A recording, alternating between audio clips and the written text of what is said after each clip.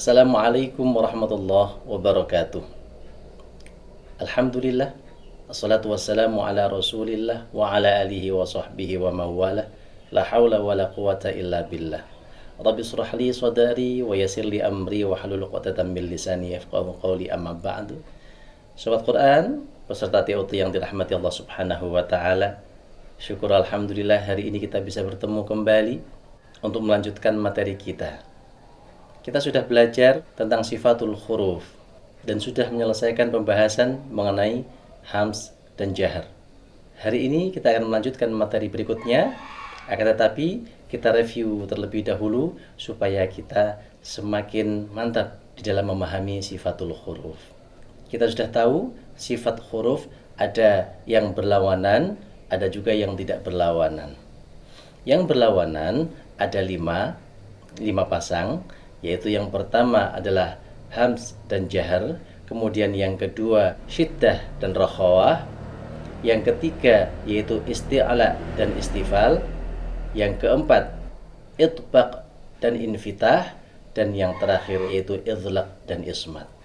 Kita sudah mempelajari sifat huruf yang berlawanan yang pertama, yaitu hams dan jahar, sifat huruf yang muncul diakibatkan dengan adanya udara yang berhembus maupun udara yang ditahan.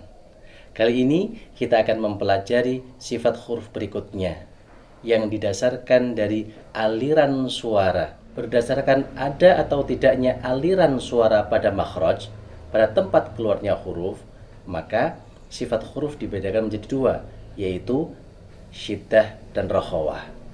Huruf-huruf yang tidak memiliki aliran suara atau tertahan suaranya pada saat dia disukunkan, maka inilah yang disebut dengan sifat syiddah, yang artinya tertahan. Yang dimaksud tertahan ini adalah apabila huruf ini disukunkan pada makhrajnya, dia tidak bisa lagi mengalirkan suara. Ada 8 huruf yang memiliki sifat syiddah ini. Oleh Al-Imam Ibnu Jazari, ke-8 huruf ini disingkat dengan ajidu qatin bakat, yang artinya aku menemukan qat menangis. Ajidu qatin bakat. A, alif atau hamzah, jim, dal, qaf, ta, ba, kaf, dan ta. Bagi kita orang Indonesia mungkin kesulitan menghafalkan ajidu qatin bakat. Kita singkat dengan singkatan yang lebih mudah kita pahami. Apa itu? Atika di toko baju. A, alif atau hamzah, ti yaitu ta, ka, kaf, di, dal, to, to, ko, ko, ba, ju, jim. Atika di toko baju. Bagaimana? Mudah dihafalkan bukan? Lalu bagaimana penerapannya huruf syiddah ini ketika disukunkan? Mari kita praktekkan. Kita awali dengan huruf hamzah ketika disukun dia. A. A. Ketika disukun dia tidak ada aliran suara yang keluar lagi. A. Begitu juga huruf ta. At. At. Tertahan dia. Selanjutnya huruf kaf.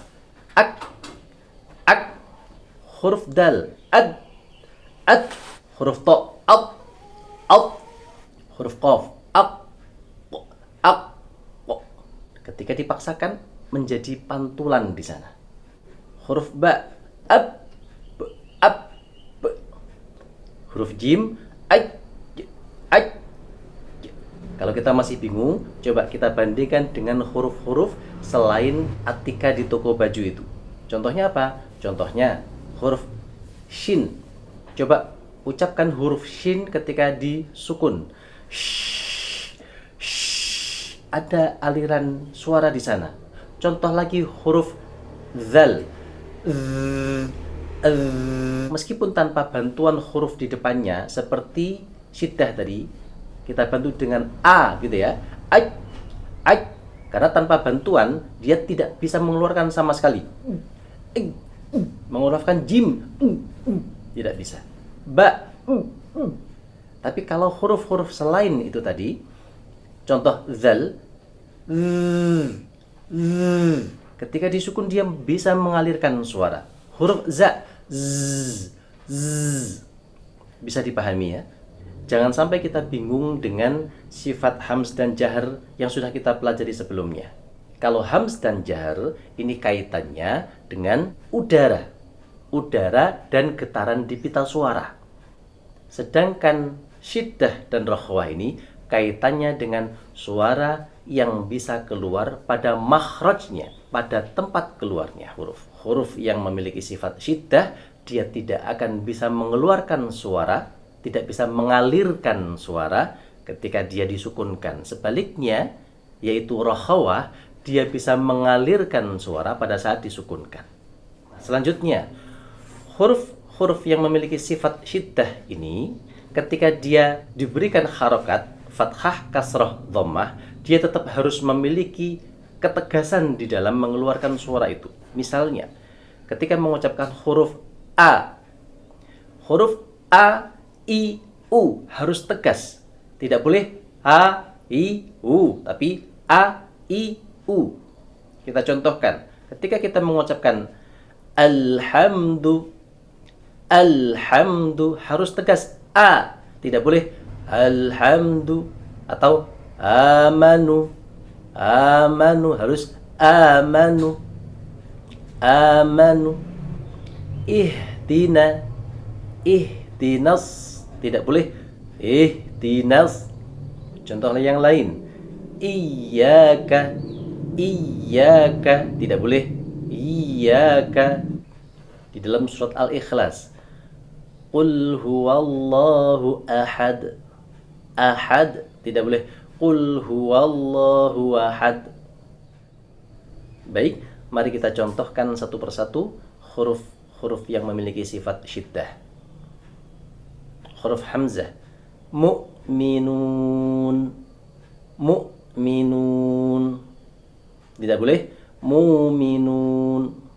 Berikutnya huruf ta, tabbat yada abi. Perhatikan di sana, ketika dia tabbat, sifat syiddahnya tampak, kemudian ada hamsnya. Kita sudah mempelajari sifat hams beberapa waktu yang lalu. Antara syiddah dan hams, kedua sifat ini tidak bisa berjalan bersamaan, tapi harus antri. Syiddahnya terlebih dahulu, baru kemudian hams. Tabbat, bat, tidak boleh tabbat yada. Kalau dia tabbat, itu bukan syiddah lagi. Dia tidak syiddah karena pada saat disukun dia mengalirkan suara. Tabbat, harusnya tabbat syiddah kemudian hams. Idzas samaa'u syaqqat, syaqqat, wa adzinat li rabbiha wa huqqat, wa adzinat, tidak boleh wa adzinat, kemudian wa huqqat, wa huqqat. Baik, kita lanjutkan. Huruf kaf, huruf kaf sama seperti ta, dia memiliki sifat hams, maka syiddahnya didahulukan. Yakfuruna, yakfuruna, tidak boleh yak. Kalau dia yak, berarti ada aliran suara di sana, sifat syiddahnya hilang. Harusnya syiddah dulu, yak, kemudian hams, k.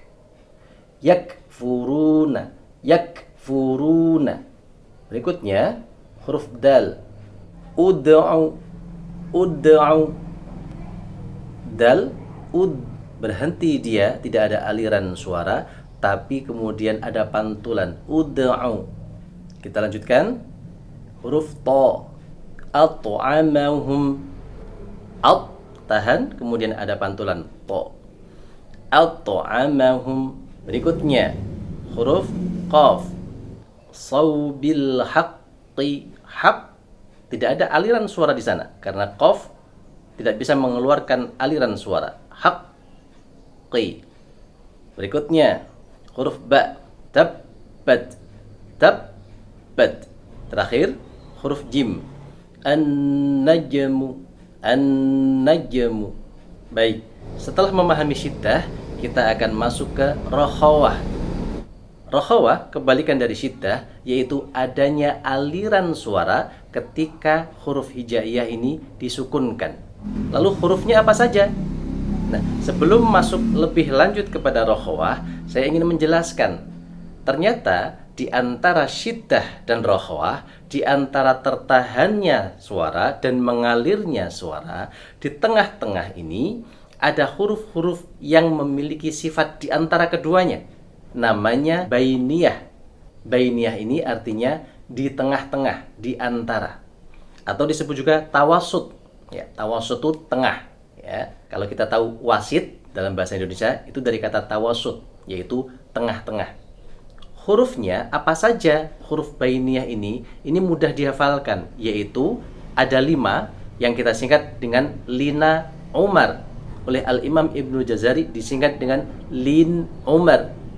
Lin Umar, lembutlah wahai Umar.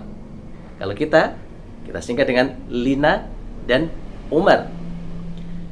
Lam, nun, ain, mim, ro. Coba kita perhatikan di sini. Ketika huruf lam kita sukunkan, ada aliran dia. Tapi perhatikan, apa yang membedakan dengan rokhawah? Yang membedakan adalah mengalirnya suara pada huruf lam itu bukan pada makhrajnya, bukan pada tempat keluarnya suara, akan tetapi dari pita suara. Coba dirasakan lagi. Apakah dari langit-langit? Bukan. Beda seperti huruf zal. Dia keluarnya dari pita suara dan juga dari makhrajnya.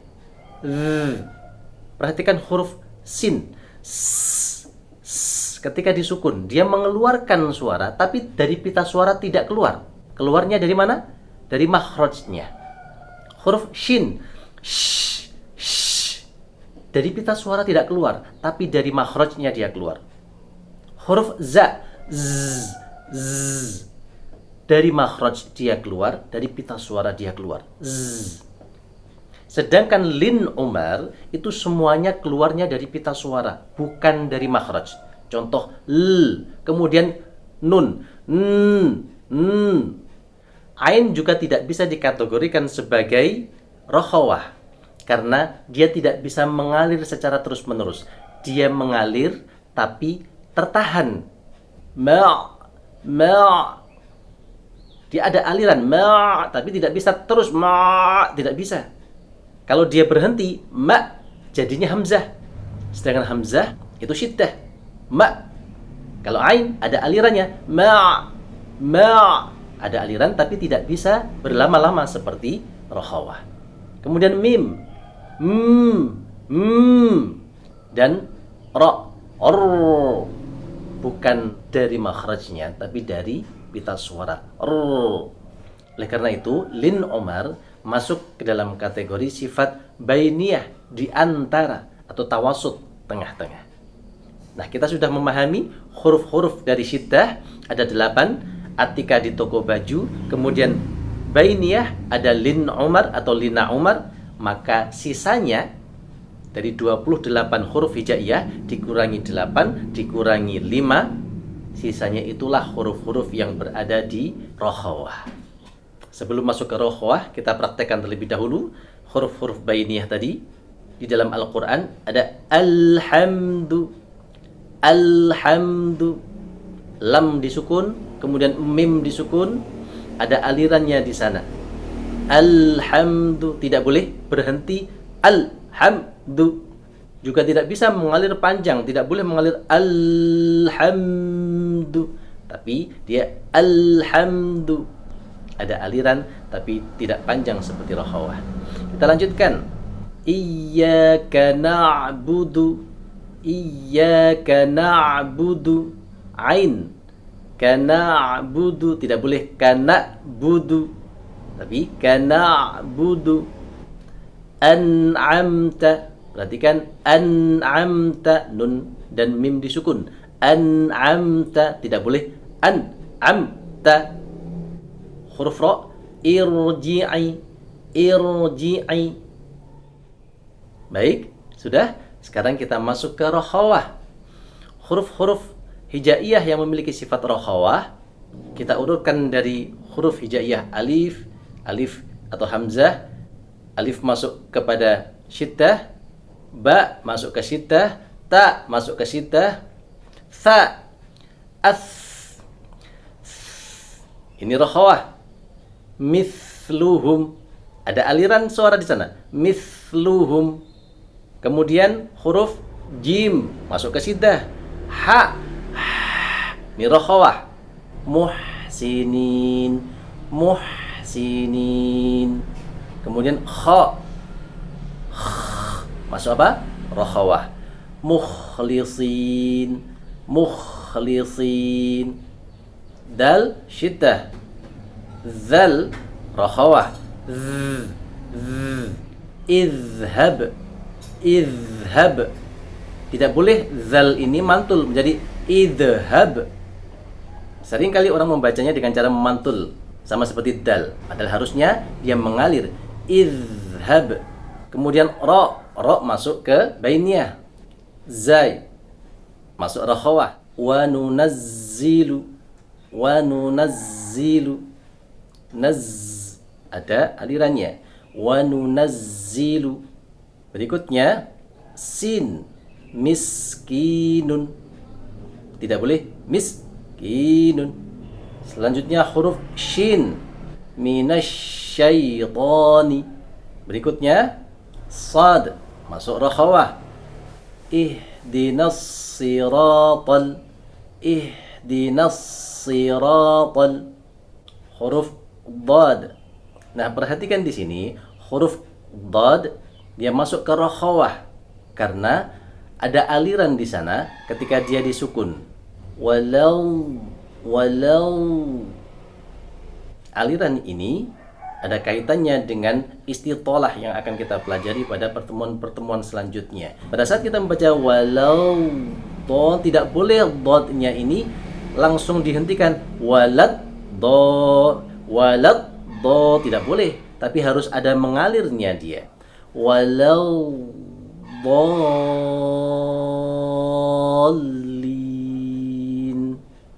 Selanjutnya huruf ain masuk ke bainiyah, huruf ghain masuk ke rokhawah. Perhatikan, maghdubi tidak boleh memantul, magdubi, tapi harus mengalir dia, maghdubi, karena dia memiliki sifat rokhawah. Huruf fa otomatis dia rokhawah. Miftahun tidak boleh miftahun.